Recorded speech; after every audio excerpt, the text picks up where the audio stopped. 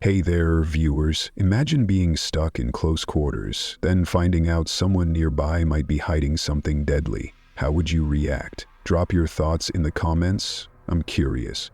Because today, chaos broke out behind prison walls after rumors spread that Diddy might have passed along something terrifying, and inmates aren't staying quiet.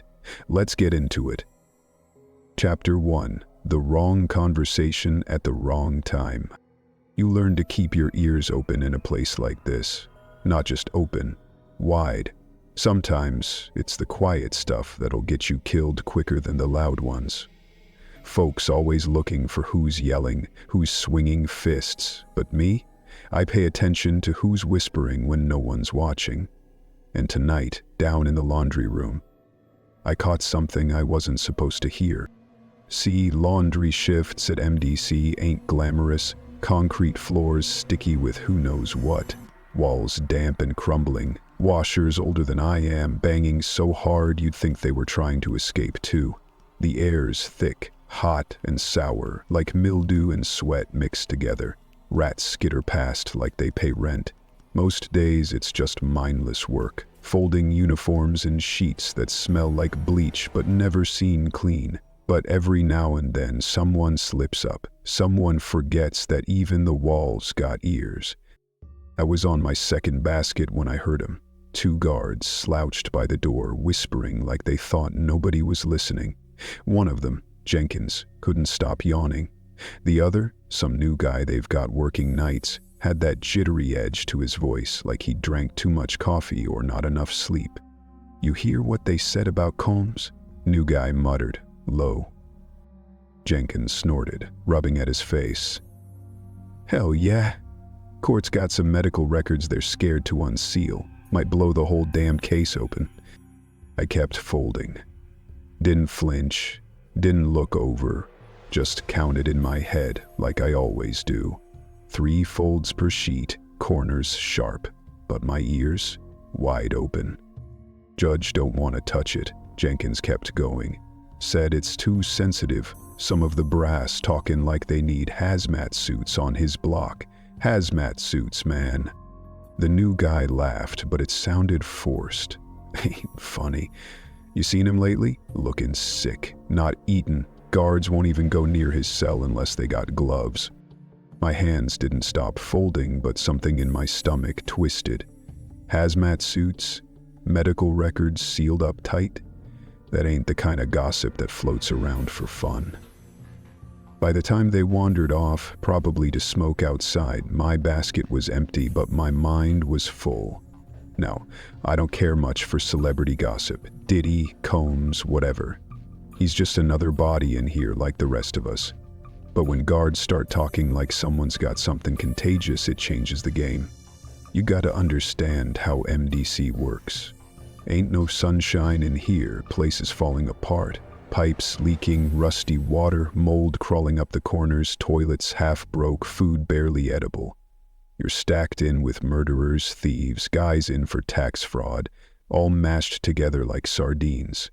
Tension's always high, always one spark away from something ugly. So when whispers like that start up, people notice. People get scared. Scared people make dangerous choices. After my shift, I headed back to my block, trying to keep my face neutral. But the wheels were turning. I kept thinking about Diddy. Last couple weeks, folks been saying he's not himself. No one's seen him at chow, tray after tray going back untouched, always pacing in the yard, gray in the face, eyes sunk like he's seen ghosts. Some said he was paranoid, thought someone poisoned him. Others thought he was losing his mind, but now it was starting to fit together in a way I didn't like. The night felt heavier than usual when I got back. Lights flickering overhead, buzzing like angry bees. Some of the younger guys huddled by the far wall, quiet for once, trading low words. I caught little bits, Diddy's name, mentions of sick and medical. One of them looked over at me, nervous, like maybe I knew something. I didn't give them nothing back, not yet. I slid into my bunk, stared at the cracked ceiling. Rats squeaked in the walls. Somewhere down the hall, someone was coughing hard enough to rattle the vents. Funny how you notice little things more when your mind's wind tight. Every sound felt louder, every shadow longer. Morning came, but it didn't feel much different. Same gray light creeping in, same stale air. In the yard, Diddy was there, pacing like usual, hands twitching, not talking to nobody. And the space around him? Empty. Guys giving him wide berth, like maybe whatever he's carrying might jump from his skin to theirs. By midday, word spread faster than the roaches. Some dude from Diddy's block got yanked out, taken to medical sudden-like. No explanation, no return. The guards tight-lipped. You ever seen a place full of men with too much time and not enough answers? They start filling in the blanks real quick, and none of those blanks end well. By evening, the air felt different, charged, like everyone's waiting for the next piece to drop. That's when it happened. One of the low-level guards, new face, stopped me by the hall. He looked nervous, glancing over his shoulder before leaning in. "Hey," he said, voice low. "You hearin' what folks are saying about Combs?" I played dumb. "Hear all kinds of things." He swallowed. "They're saying it's something incurable. Something real bad." Didn't say much after that, just walked off quick, like maybe saying it out loud made it real.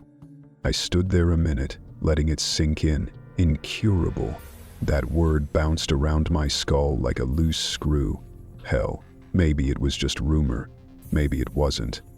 Either way, didn't matter. In here, perception is reality. And right now, reality was looking like something real dark. Thing is, in this place, the truth don't gotta be real to get you hurt. It just has to sound scary enough. And this was sounding real scary. I went back to my cell that night, lay on the stiff cot and listened. The sounds of MDC keys jingling, muffled voices, distant shouts, all blending into a steady hum. But under it all, there was something else. Something crawling under the surface. A whisper, soft but sharp. Diddy spreading something, late-night lights and hospital walls. I'd been pulling night shifts at MDC for 6 years straight, long enough to know when something wasn't sitting right. You get used to the noise after a while. The distant clang of bars locking, the low hum of voices bouncing off concrete, the occasional scream echoing down the corridor like it's got nowhere else to go. But over the last week, the sounds felt different. Not louder, not quieter, just sharper. Like every word, every shuffle of feet carried an edge underneath. Something crawling just beneath the surface, too quiet to name but too strong to ignore. I noticed it first when the supervisors started keeping things hush-hush. Meetings happening behind closed doors. Paperwork shuffled without explanation. And then there were the orders. Last minute, vague, barely making sense. Escort Combs to the hospital, no questions, midnight run. No formal request forms, no briefing, just a scribbled instruction, passed down like it was nobody's business but ours. That night, I met Combs down at intake. I'd seen him plenty before, mostly pacing the yard or sitting in court with that dead stare he's been carrying lately. But up close, under the fluorescent buzz of the holding corridor, the change in him hit different. He looked thinner, real thin, like the weight had drained right out of him. His face was hollowed out, beard patchy and graying, skin pale like he hadn't seen the sun in months. His hands kept twitching like he couldn't get them to stay still. Didn't say a word, just kept his eyes forward, shoulders tight. We walked down the hallway, the cuffs loose on his wrists because even the brass seemed to think he wasn't much of a threat these days. Funny thing though, none of the other guards would get close. They hung back, hands stuffed in their pockets, eyes darting anywhere but toward him. You notice patterns working nights here, the usual routine, the usual way people avoid trouble. But this was different. The air felt heavy, like everyone was bracing for something they couldn't see.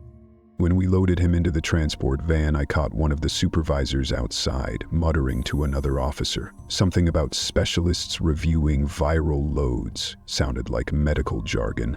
Nothing I'd ever needed to care about before, but the way they said it, all clipped and quiet, like they didn't want the words hanging in the air too long, made me pause.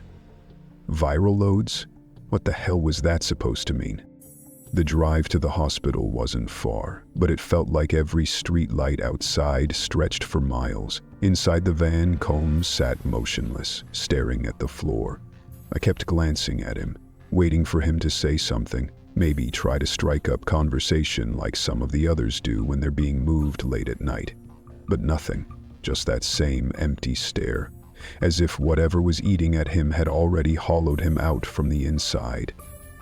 When we arrived, they didn't take him through the usual back entrance like other inmates. Instead, we were met by two men in plain suits. Didn't introduce themselves, no badges shown. They just nodded, led us through a side corridor I'd never been down before. Sterile white walls, bright lights humming too loud, and the smell, strong antiseptic. Like the whole place had been scrubbed raw. They took us straight to a private room, no other patients around. The medical staff didn't say much, barely glanced at me. Combs sat on the edge of the bed, hands in his lap, shoulders hunched like the weight of the world was sitting square on him. The doctors whispered to each other, their eyes flicking back toward me and the other guard like we weren't supposed to be there. I watched as they pulled up charts, flicked through digital records, the words too small to catch but the tone clear enough. One of them, a woman in scrubs, muttered something about outside consultants and suppressive treatments. I stood by the door, arms crossed, trying not to look like I was listening. But the more they talked, the more my gut twisted. I've seen my share of sick inmates, men wasting away because no one gives a damn in here. But whatever this was, it wasn't the usual.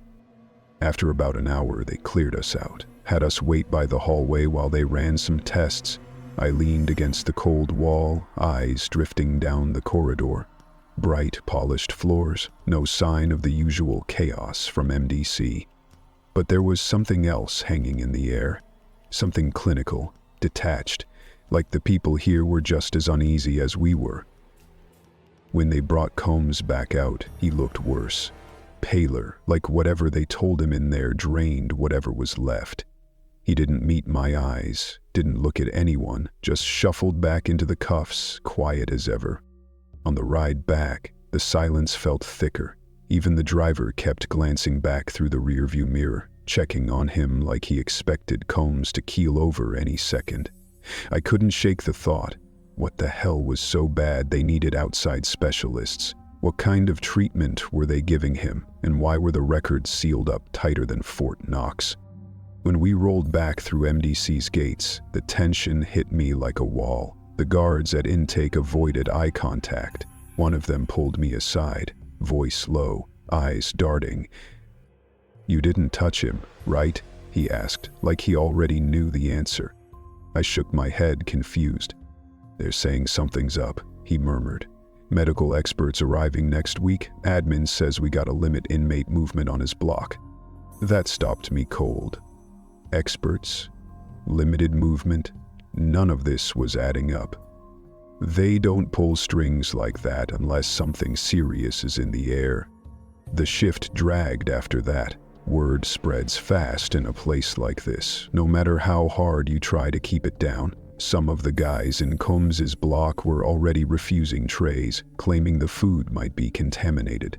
Others were hoarding scraps of metal, broken broom handles, anything they could sharpen or hide away. Paranoia spreads quicker than any disease here. Walking down the corridor, you could feel it thick in the air. Eyes peeking through cell bars, whispered words trailing off when you got close. Everyone waiting, wondering if whatever was gnawing at Combs was about to come crawling down their row. By the time my shift ended, my head was pounding. The fluorescent lights buzzing overhead, the stench of sweat, bleach, and something else I couldn't name sticking to my clothes.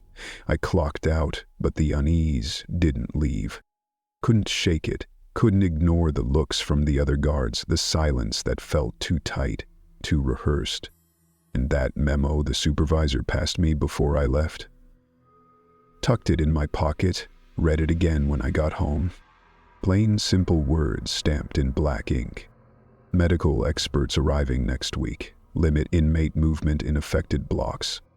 I didn't sleep much that night. Chapter 3. The tray left untouched.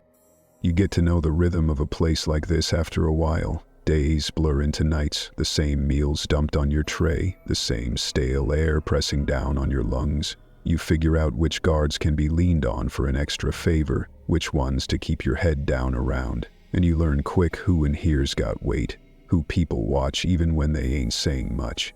Sean Combs, Diddy, whatever you want to call him, was one of those, or at least he used to be. I'd been at MDC long enough to keep to myself mostly. Don't get caught up in the gossip, don't mess with anyone's business unless it affects mine. But lately, keeping out of it had been harder. There was something in the air, something sharp under the surface, and everyone felt it. Especially when it came to him. It started small. You'd see his tray come through like everybody else's. Same pale grits, same chunk of overcooked meat, same half-stale bread. But every time, without fail, his tray got pushed back out, untouched. Not a bite. First day, nobody noticed. Maybe he wasn't hungry, maybe it was nothing. But after the third day, fourth, fifth, people started paying attention. Some said he was on a hunger strike. Others whispered he thought someone was trying to poison him. The older guys laughed it off at first, said he was just playing games, trying to get special treatment. But the more those trays kept coming back full, the less funny it got. It wasn't just the food either. You'd see him in the yard, same spot every day, pacing like he couldn't sit still. Shoulders hunched, eyes hollow, face drawn tight. Looked like a man who hadn't slept in weeks. No one went near him. You could feel the space open up around him like something toxic, like whatever he had might leak out if you got too close. The younger guys started talking, saying how the guards wouldn't go near his cell without gloves, how they'd seen him getting walked out at night, bundled up and silent like he was being moved in secret. It didn't take long before the stories twisted. Someone claimed they'd heard from a friend in the laundry room that Diddy had something bad, something incurable. Another swore they caught a guard muttering about medical records sealed so tight even the warden couldn't touch them. At first I told myself it was just prison talk, bored men filling dead hours with nonsense. But the way people started acting told me different. Meals got quieter, fewer jokes, fewer fights even. Like everyone was holding their breath. Then that day in the yard happened. It was mid-morning, sun barely cutting through the grimy clouds hanging over the fence. I was sitting on the bench near the weight stack, minding my own business, when I saw one of the guys from Diddy's block, some dude named Kyle, stumble. He was walking slow already, but then he dropped to his knees, coughing hard enough to make his whole body shake. At first nobody moved, just watched. Then two guards came running, yelling for everyone to back up. They grabbed Kyle under the arms, half-dragged him toward the medical wing. No explanation, no questions answered, just gone. By dinner, the story had spun out of control. Some swore Kyle had caught whatever Diddy was carrying. Others said they saw blood when he coughed, though I didn't. But in here, truth don't matter much. Fear spreads quicker than facts. That night, the whole block felt like it was holding something in. You could feel it pressing against your skin, sitting heavy on your chest. Guys stopped sitting too close. People were wiping down bunks, checking their sheets twice over. Some wouldn't touch their trays, staring at them like they might bite back. The guards didn't help. They moved quieter, eyes sharper. I caught one slipping on gloves before handling Diddy's laundry, like maybe he knew something we didn't. And that's when I realized whatever was going on, it wasn't just rumor anymore. The staff looked just as spooked as the inmates. By the next morning, it was worse. Word spread fast that a bunch of guys were refusing to eat altogether, said if Diddy wasn't touching his food, they wouldn't either. Others started hoarding scraps of metal, broken off chair legs, anything sharp. Like if whatever he had couldn't be seen, maybe they could fight it off some other way. In the yard, the distance around Diddy grew wider. He didn't seem to notice, just kept pacing, head down, hands twitching at his sides. But the way everyone watched him, like he wasn't even human anymore, that was hard to miss. I caught a glimpse of him once, real close when we lined up for count. He looked worse than before. Eyes sunk deep, skin pale like wax, lips cracked. He didn't speak, didn't meet anyone's gaze, just stood there like a statue, like he was somewhere else entirely. That afternoon, I was making my way past the guard station, keeping my head down, when I caught something. Two of the guards, talking low. "They're bringing experts next week," one said, voice tight. Told us to limit movement in his block. The other shook his head. "Why bother? Everyone knows already. They're just trying to cover it up." I kept walking, didn't let on I heard. But those words stuck with me all the way back to my cell. Experts, cover it up. That night, laying on the hard cot, staring at the cracked ceiling, I couldn't shake the feeling creeping under my skin.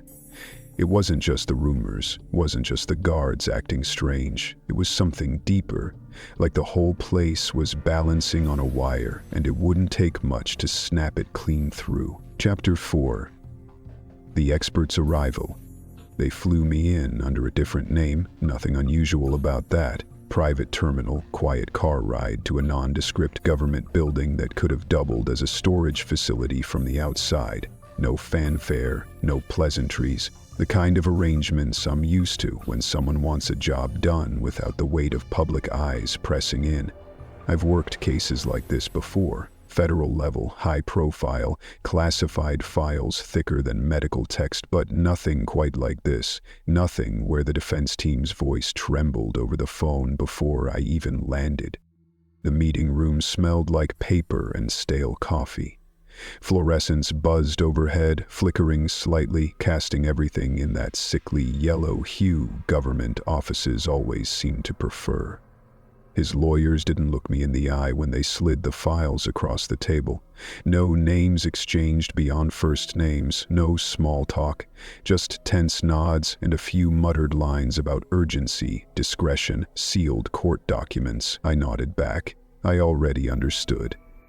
The stack they handed me wasn't the usual neat pile. It was messy, bloated, pages dog-eared, sections blacked out. Entire reports redacted so heavily they looked like ink blots. I flipped through slowly, feeling the weight of it. Not just paper, but something else, like holding a loaded gun in your hands and not knowing who it was pointed at. At first, it read like standard prison medical files. Checkups, routine labs, minor injuries documented. But the further I dug, the more inconsistencies stood out. Dates that didn't line up. Notes referencing specialists whose names were blacked out entirely. Multiple entries regarding medications flagged as suppressive therapies, all listed under vague headings. Not unusual if you're trying to keep something quiet, but nothing about this smelled routine. What grabbed my attention wasn't just the medications themselves, it was how long they'd been prescribed. Years, long before his time at MDC. The treatments weren't short-term or precautionary. They were sustained, methodical, specifically tailored to control something chronic, something incurable. I ran my finger along the margins of one lab result. CD4 counts, viral markers. The numbers told their own story, even without the physician notes filled in. Suppressed, yes, but unmistakable. Anyone who knew how to read between the lines could see it. I glanced up once, catching the defense team shifting in their chairs. They hadn't spoken since I opened the files, hadn't dared interrupt. Their eyes flicked back and forth between me and the door, like they expected someone to burst in at any moment. I kept reading. Mixed into the medical files were legal briefs, motions filed, attempts to block certain subpoenas, arguments made to the judge for sealed evidence. The more I read, the clearer the picture became. They weren't just scrambling to keep these records private because of privacy concerns. They were fighting because the prosecution knew exactly what was buried in here. I recognized some of the legal maneuvers, classic damage control tactics. Try to frame it as irrelevant, paint it as a non-issue.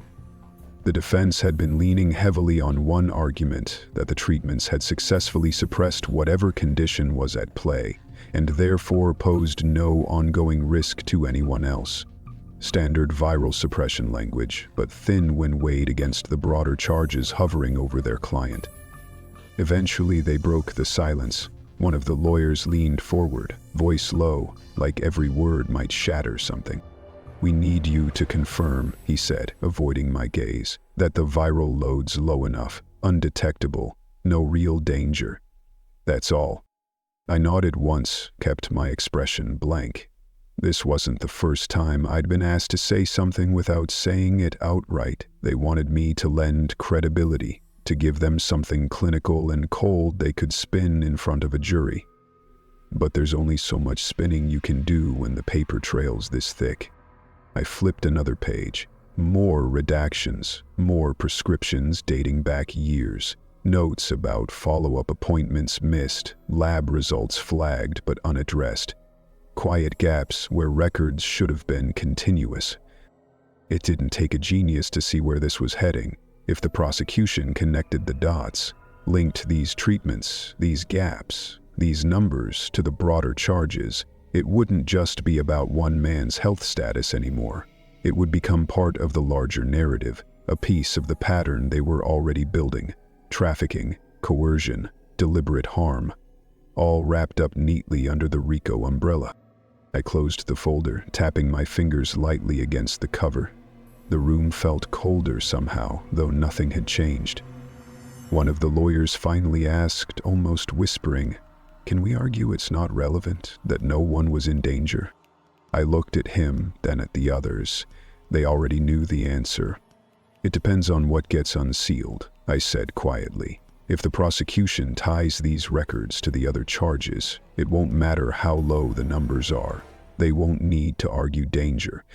They'll argue intent." That hung in the air longer than anything else said in the room. They glanced at each other, visibly uneasy. I could see it in their faces, the realization creeping in. They'd been hoping I'd give them a clear out, something tidy they could package up, but nothing about this case was going to be tidy. Eventually, I leaned back, folding my hands. No need to spell out the rest. They knew as well as I did what kind of damage this could do once the records saw daylight. I stayed a while longer, methodically reviewing the files one more time, making quiet notes. Outside, the building was quiet, empty halls stretching off in every direction. No windows in the room we sat in, no clocks. Just the hum of old air vents and the occasional creak of the fluorescent lights. Before I left, one of the lawyers pulled me aside, voice barely above a whisper. "If they connect these records," he asked, eyes hollow, "what happens?" I didn't bother softening it. "If they connect them," I said, "it's catastrophic." Chapter 5, Lockdown Fear. There's a certain sound the block makes right before things go bad. Not the shouting, not the banging, it's quieter than that. It's the silence, the way voices drop, how footsteps slow. Like everyone's holding their breath, waiting for the fuse to catch. That's what it felt like the morning it all blew over. Like the air itself had thickened, pressing down on every inch of concrete and steel. It started small, the way these things usually do. 2 guys in one of the back cells, nothing special about them. One had been in for a few years, the other barely 3 months. I didn't pay them much mind until the shouting started. Quick, sharp words at first, too muffled to make out. Then something heavy slammed against the bars. By the time I got close enough to hear, the younger one was screaming that the other had caught it from Diddy. It said he didn't want to share a cell with someone infected. Didn't take long after that. Fists flying, guards rushing in, batons out. The fight wasn't clean. Blood spattered the floor. Someone's tooth clattered against the concrete. It wasn't just a scuffle. There was fear behind every swing, every punch, the kind that doesn't burn out quick. By the time the guards dragged them apart, it was already too late to put the lid back on. Lockdown came fast, sirens echoing down the corridors, cell doors slamming shut like hammer blows. You could feel it spread, the panic crawling from one block to the next. Voices rose, demands shouted from behind steel bars. Some guys banging on the walls, yelling for transfers, screaming that they wouldn't share air with anyone from Diddy's tier. The guards tightened up, more jumpy than usual, moving in pairs, gloves pulled tight, keeping their distance even from guys they'd known for years. They weren't saying much, but their eyes gave it away. Wide, restless, scanning corners like the danger might be hiding in plain sight. Days blurred quick under lockdown, no yard time, no movement. Meals shoved through slots, barely touched. Some trays came back untouched, others smeared with uneaten food. Word spread that a few guys in Diddy's block weren't eating at all, afraid the kitchen was contaminated. Others were hoarding whatever they could get their hands on. Plastic spoons snapped into jagged edges, mop handles broken off and hidden under bunks. You could hear the tension in every clang of metal, every whispered conversation through the walls. The plumbing gave out by the third day, pipes groaning loud before cold water flooded down the hallway, seeping into cells. The stink was worse than usual, something foul riding on top of the usual rot. No one came to fix it. The guards stopped answering questions altogether, just moving up and down the block like ghosts, visors down, keys jingling too fast. Diddy, far as anyone could tell, hadn't left his cell. Not once. No one saw him at meals. No sound from behind his door. Word was he wasn't eating, wasn't speaking, just sitting there, wasting away. Guys started whispering that he'd finally snapped, that whatever he'd been carrying had gotten the better of him, but no one wanted to check, no one wanted to get close enough. By the end of the week, the cracks were wide open, rumors tangled together, some saying more guys from his block had been taken to medical, others swearing guards were filing their own requests for reassignment. Nobody wanted to stay. You could see it in the way everyone moved. Like the whole place had turned toxic and they were just waiting for someone to throw the match. I watched from my bunk, counting each shift by the sound of boots echoing down the hall. Guys I'd known for years barely making eye contact, too busy glancing at the shadows. MVC always felt like a cage, but now it felt like it was rotting from the inside out. One night, after lights out, I caught a murmur slipping past the cells. Something new. They were saying the prosecutors knew, that the lawyers had failed to bury it, that new charges were coming, charges worse than before. Some guys swore the paperwork was already filed, that they'd heard it straight from one of the guards, said Diddy wasn't just in trouble, he was done. I lay there in the dark, listening to the whispers crawl up the walls, each word sharp as broken glass, cutting deeper than the silence ever could. Chapter 6. Courtroom Secrets. The walls in this courthouse never seem to hold sound the way they should. Maybe it's the age of the place, old wood, worn-out insulation, thin carpeting fraying at the corners. Or maybe it's just something about the people who fill the rooms. You can feel voices bouncing around in here, trapped under the low ceilings, curling into corners like smoke. That day, though, the air felt thicker than usual, stale, charged, as if the quiet itself knew something was about to snap. I sat stiff-backed at the long table, files spread in front of me like shields. Across the aisle, the prosecution sat motionless, their expressions tight, unreadable. I'd seen them before, of course, at preliminary hearings, closed-door sessions, but today they carried themselves differently. The kind of calm people wear when they know they're holding the sharper knife. The judge came in last, robes rustling faintly as he settled behind the bench. No small talk, no pleasantries, not even a glance toward us. Just the sound of papers being arranged, a dry cough, then silence. When the lead prosecutor stood, His voice was low, smooth, too rehearsed. "Your Honor," he began, words clipping neatly through the room. "We motion to unseal select portions of the defendant's medical records, specifically documentation we believe directly pertains to ongoing RICO violations, trafficking operations, and potential endangerment of victims." He didn't have to say more for the weight of it to land. The phrase hung there like a stone. Potential endangerment of victims. A neat legal term, but we all knew what it meant underneath. I kept my face neutral, fingers tightening on the folder in front of me. I'd known this was coming. The signs had been creeping closer for weeks. The prosecutor's sudden confidence, the pressure mounting behind the scenes, the quiet phone calls no one wanted to admit happened. Still, hearing it laid out so cleanly, hearing them make the move so boldly, it felt like something tipping out of our control. I glanced toward my colleagues, saw the tension mirrored in their eyes. No one spoke yet. We needed to weigh every word, every delay tactic carefully. The judge didn't speak immediately either, just sifted through papers, glasses perched low on his nose. The silence felt like it stretched forever, broken only by the faint hum of the overhead lights and the occasional shuffle of a chair as someone shifted in place. Finally, he looked up. "Defense response?" he asked, voice flat. I stood, adjusting my jacket, trying to keep my tone measured. "Your Honor, we object to the unsealing of these records. The medical information in question is protected, and its relevance to the charges is speculative at best. Furthermore, our retained expert is prepared to testify that any alleged conditions pose no ongoing risk to others. Any interpretation beyond that would be purely prejudicial." It was the same argument we'd rehearsed behind closed doors, the same one we'd used to stall the inevitable until now. But saying it out loud today felt like shoving sandbags against a rising tide. The prosecutor didn't even flinch. He leaned forward, voice steady.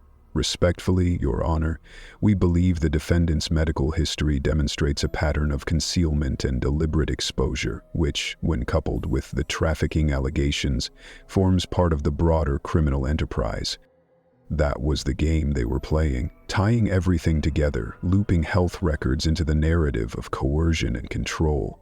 If they succeeded, it wouldn't just be about one man's condition. It would be about intent, premeditation, the calculated use of illness as a weapon within the larger framework of their case. The judge tapped his pen against the desk once, twice, each click echoing in the heavy quiet. "I'll need formal filings by the end of the week," he said finally, voice clipped. "I'll review the motion and issue a decision at the next session." He didn't look at me when he said it, but I felt the weight settle squarely on our side of the room. By the time the hearing wrapped, the room felt colder, emptier somehow. People filed out without lingering, eyes forward, no one daring to speak too loudly in the hallways. I gathered the files carefully, my hands steady, though my pulse was hammering in my ears. Back in the holding room, Combs sat slouched in the corner, head down, fingers tapping out some silent rhythm against the metal table. He hadn't said a word all morning, hadn't looked up once. The guards kept their distance, eyes flicking toward him like they expected something to break. I closed the door behind me, sinking into the chair opposite him. For a long moment, neither of us spoke. I watched him, studied the deep lines around his eyes, the hollowness in his face, the way his hands wouldn't stay still. The paranoia was thick around him, like a fog he couldn't shake off. "We need to talk," I said finally, voice low. He didn't look at me, kept his gaze fixed on the table. "They're pushing to unseal the medical records," I continued. "We've delayed it as long as we could, but the judge is leaning toward allowing it." Still no reaction, just the steady twitch of his fingers, the faint creak of the chair beneath him. I leaned forward slightly, trying to catch his eye. If they succeed, it's not just about the records anymore. They'll tie it to everything else, the trafficking charges, the RICO case. "You need to help us build the argument. We need to show you weren't..."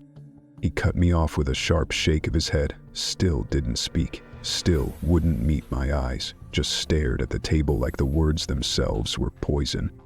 For a long moment, the silence pressed down between us, thick enough to choke on. I could feel it, the weight of all the things unsaid, the paranoia sinking deeper into his bones.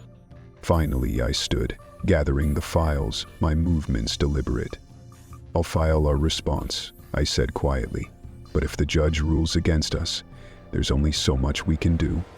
I didn't wait for a reply. Didn't expect one. When I stepped back into the hallway, the air felt colder than before, the echoes of footsteps trailing off down the corridor, voices low, clipped, everyone moving faster, talking quieter, like the whole building knew something was about to give. The clock was ticking, and it was running out. Chapter 7. Breaking Point. There's something about a place like MDC that wears you down without you noticing at first. The walls seem to close in a little tighter every day, the stink of sweat and bleach and something rotting in the vents getting thicker, heavier. The lights flicker more than they don't, buzzing overhead like angry wasps trapped behind the plastic covers. It's the kind of place that drains men slow, strips them down to raw nerves. But that week felt different. That week, you could almost hear the walls cracking. The block had been locked down so long no one could remember when the last yard time was. No one moving except guards, and even they walked like they were balancing on a wire, eyes sharp, hands twitching near their batons. The fights that used to break out over dumb things, who owed who stepped where, stopped. Didn't mean things got quiet, though. It meant the noise shifted, turned into whispers, into plans hatched in the dark behind locked cell doors. Everyone knew why. No one had to say it out loud anymore. The rumors weren't just rumors. They'd turned into weapons now, sharpened on every guard slip-up, every tray pushed back untouched from Diddy's cell. It didn't matter what was true. What mattered was that no one trusted anything, not the food, not the air, not each other. You could feel it in the way guys stayed huddled in corners when the guards came by, the way nobody wanted to touch the same railing or breathe too close to the wrong person. Some cells had torn sheets stuffed into vents, as if that'd do something to stop whatever sickness they thought was creeping down the block. Other guys just stopped eating altogether, letting their trays pile up untouched like some kind of protest, or maybe a last line of defense. Word had gotten out about federal officials coming in, though nobody saw them directly. Whispers said they showed up at night, escorted through back doors, talking in hushed tones with the MDC brass. Some of the guards started wearing masks, the kind you'd expect in a hospital, not a prison. Others just stopped showing up. More than a few refused to work Diddy's tier entirely, claiming health concerns. You'd hear it in the shuffle of duty rotations, the sound of fewer boots on the floor, longer gaps between patrols. Meanwhile, Diddy wasn't seen at all. Word was he hadn't left his cell in days. No yard, no showers, no legal visits. The guys who worked laundry said his sheets went unwashed. Tray after tray, untouched, slid back out the same way they went in. Some swore he was hallucinating now, mumbling to himself, refusing to speak to anyone. Whatever weight he had left in this place, whatever reputation, was gone. He was a ghost behind that door, something half dead everyone was terrified might pull them down too. It wasn't long before the factions started forming. You'd hear it in the way certain cells went quiet when others walked past, in the coded notes slipped from cell to cell. Some guys wanted Diddy removed outright, called it self-preservation. They said if the staff wouldn't do it, they would. Others wanted blood, said the guards were just as much to blame letting whatever disease he had fester until it spread. A few whispered about starting fires, about forcing a transfer, or making the place unlivable until something gave. The guards tried to keep order, tried to crack down harder, more cell checks, more beatdowns, but it only made the air heavier, more volatile. Every time a door slammed, you could feel the pressure building, like the whole block was stretched too tight, ready to snap. The plumbing backed up again, cold water pooling down the hallways, mixing with filth. The stink of it clung to everything, seeped into clothes, skin. Lights flickered more, whole sections going dark for minutes at a time. You'd hear the shuffle of feet in the dark, the scrape of something metal dragged across concrete. No one slept much. One night, word spread fast. Something scrawled across the cafeteria wall in thick black marker. No one knew who did it, but everyone saw it before the guards scrubbed it down. We help him or we burn this place down. The message didn't need explanation. Nobody laughed it off. You could feel it sitting in the air like smoke, wrapping itself around every conversation, every sidelong glance. The balance had tipped, and everyone knew it. No one trusted the guards anymore, but even the guards didn't trust each other. You could see it in their eyes when they walked past, the way they kept their hands close to their sides, eyes flicking toward shadows. Some of them started carrying extra gear, masks, gloves, riot batons. No one said it out loud, but it was clear. They were waiting for the riot, waiting for something to spark. And all the while, the block just kept ticking, the sounds of the place stretching thinner and thinner, like something strung too tight, ready to snap with the slightest push. Chapter 8. Exposure. The courtroom felt colder than usual that morning. Not the kind of cold you fix by pulling your collar tighter or blowing into your hands, but the kind that seeps into your bones before you even realize it. Every inch of polished wood, every inch of marble floor felt sharp-edged, sterile, like the air had been sucked out before anyone had stepped inside. People moved quieter, shoes tapping softer, as if the weight of what was about to happen pressed down on everyone at once. Outside, the media trucks lined up like vultures, but not many were allowed in. It was being kept tight, contained. No cameras flashing, no microphones shoved in faces, just a handful of reporters sitting stiff-backed along the benches, eyes flicking from the defense table to the prosecution like they were waiting for a bomb to go off. Whispers trailed up the walls, hushed, clipped. Everyone knew what was on the table. No one wanted to be the first to say it. I sat rigid at the defense table, files neatly arranged in front of me, though I barely glanced at them now. My fingers tapped the edge of one folder, slow, steady, like I was counting seconds. Across from me, the prosecution looked calm, too calm. Their lead man folded his hands neatly, glanced once at the judge's empty bench, then back at us. His expression gave nothing away, but I didn't need to see the smile to know he thought he had us cornered. The doors creaked open sharply when the judge walked in. No wasted movement, no preamble.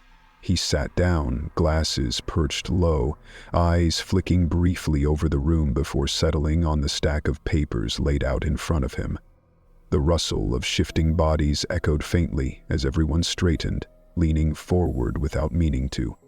"The court has reviewed both motions," he began, voice even but tight.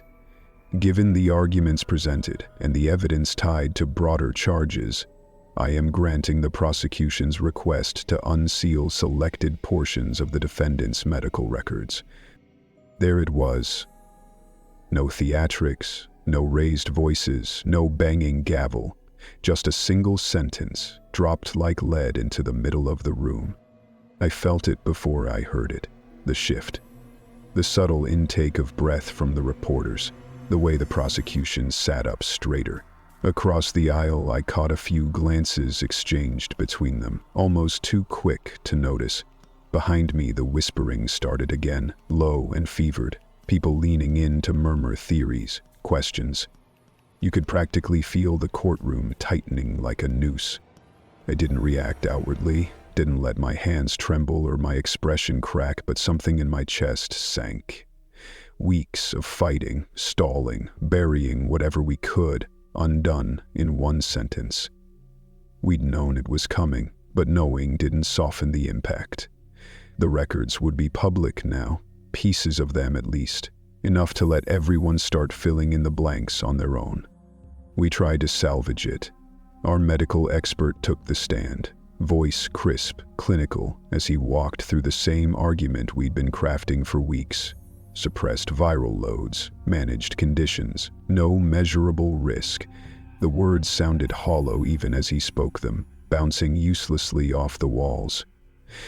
It wasn't about the science anymore, not in the courtroom, and definitely not beyond it.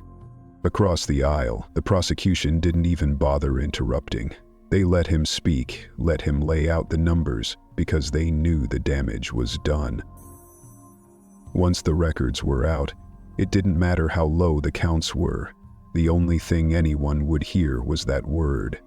Incurable, tied to trafficking, tied to coercion, tied to deliberate harm.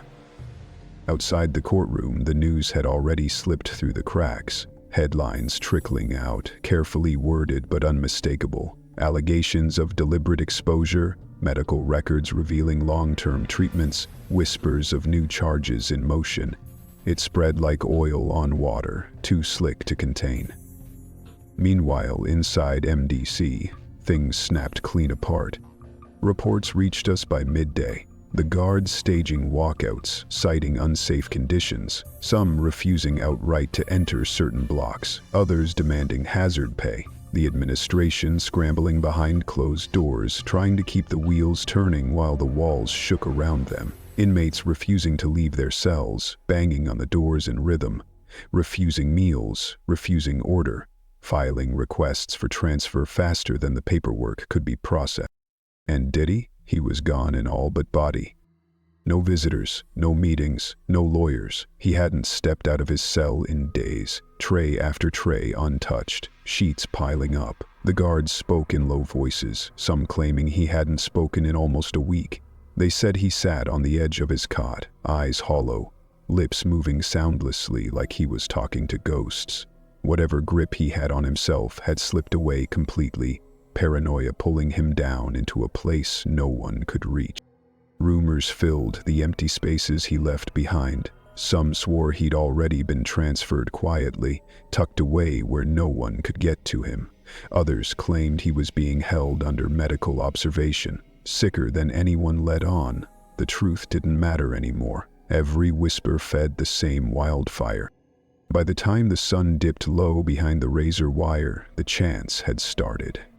First faint, scattered, just a few voices rising from the lower tiers, but by nightfall, they grew louder, sharper, echoing up the concrete walls, through the vents, and into every corner. Quarantine him, quarantine him. Again, louder, syncopated, pounding like a drumbeat. Quarantine him. It rattled through the block, over and over, until it felt like the very walls were humming with it. No one moved to stop it. No one could.